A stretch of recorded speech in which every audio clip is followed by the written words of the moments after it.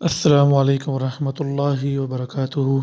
بسم اللہ الحمد للہ والصلاة والسلام علی اشرف الانبیاء والمرسلین نبینا محمد وعلی آلہ واصحابہ اجمعین، اما بعد۔ باب من الشرک النظر لغیر اللہ۔ آج ہمارا عنوان یہ ہے کہ اللہ کے سوا کسی اور کے نام پہ منت ماننا یا نظر ماننا یہ شرک ہے۔ اور اللہ کے قرآن پاک میں یہ بات موجود ہے کہ اللہ رب العزت نے بیان کیا ہے کہ وما انفقتم من نفقۃ او نذرتم من نذر فإن اللہ یعلمہ،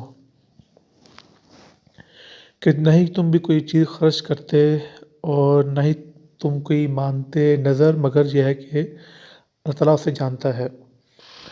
اور ایسے ہی کہا کہ یوفون بالنذر، جو نظر منت تم مان لو اس کو تم پورا کرو۔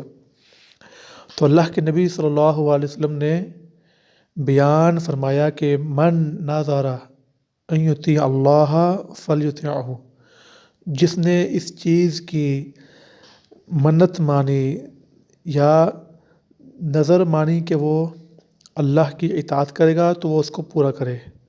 ومن نذر ان یعصی اللہ فلا یعصیہ، اور جو اس چیز کی نظر مانتا ہے کہ وہ اللہ کی نافرمانی کرے گا تو اس کو نہ پورا کرے۔ اللہ کی نافرمانی کیسے ہوگی؟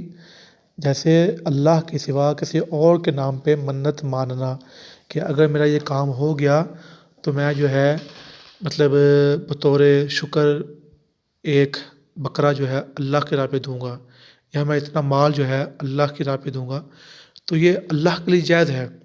لیکن اگر ہم یہ مانے منت کہ اگر میری مشکل حل ہوگی تو میں جو ہے فلاں پیر صاحب یا فلاں جو دربار ہے میں اس پہ جو ہے ایک بکرا ذبح کروں گا یا اس سے میں جو ہے کھانا ان کو جو ہے دوں گا، تو یہ شرک ہے۔